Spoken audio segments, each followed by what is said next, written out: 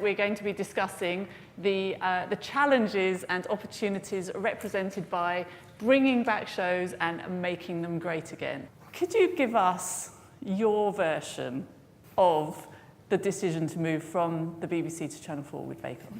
Well, I definitely can't give you the full version. No, I'm not going to give no. you the full version. It was to protect the format.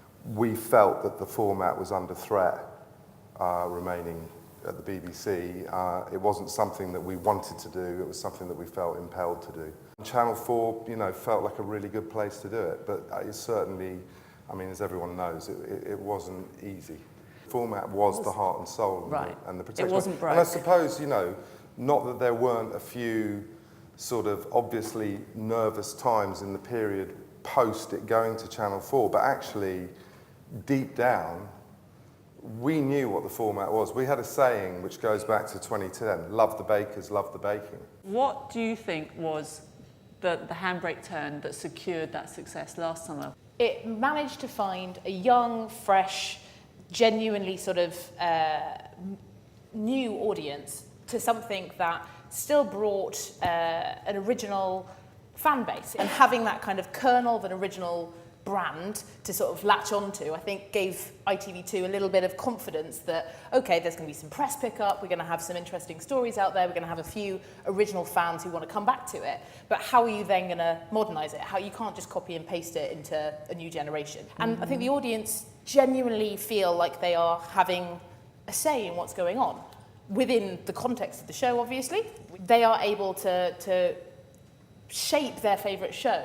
And you couldn't have done that back in 2004, 2006. Is it just that we are increasingly, as with Bake Off, enjoying normal people more than we are perhaps enjoying celebrities on screen? We are very careful to make sure that it is a diverse on-screen presence. We had people like Camilla last year, who I don't think people would have expected to have seen on Love Island.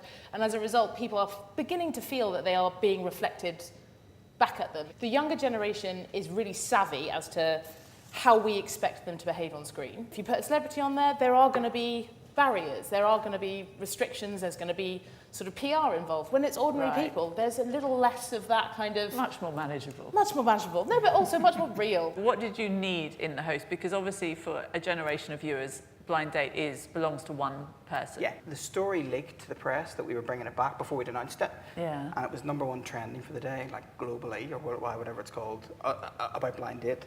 So we kind of sort of like looked at ourselves and went, oh, this actually is quite big news, so we better get this right.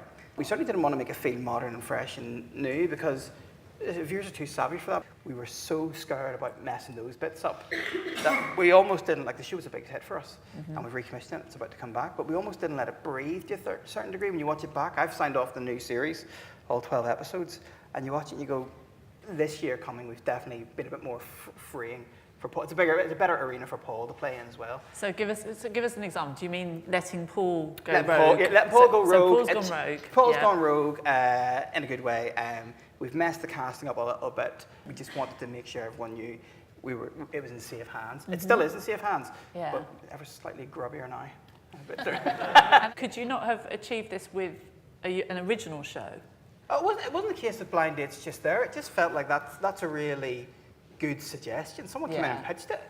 So Camilla, you have got a great sort of IMDb list. We don't look at anything different as producers. These ideas don't change.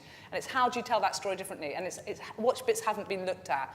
And I think what lacks in the industry, which we should all fight against, and we obviously do, but the whole industry should take note, is belief in it. If you believe it and you back it and it's got something true in it, then you can produce around it, and we can all argue about whether one presenter is better than another, or whether Blind Date should be shot with a different studio set, or all that stuff's sort of ephemeral, because what's at the heart of it is just good storytelling, as ever. How do you go about incorporating social media into your strategy? Ultimately, we need to start with a story, and then the social media naturally follows. So we've got to calm down and stay confident in what we believe to be true, because I personally have never panicked about all the things going on in the industry. Everyone goes, oh, what happens when everyone's watching Netflix and everyone's watching this? Okay, how about we keep making great programmes and keep finding new ways to make them, and then ultimately those programmes do rise. I think that is all we have time for, so it just remains to thank the expert panel for their contributions tonight. It's been very, very interesting. Thank you all. So thank you to Sean, to Ella, to Richard, and to Camilla.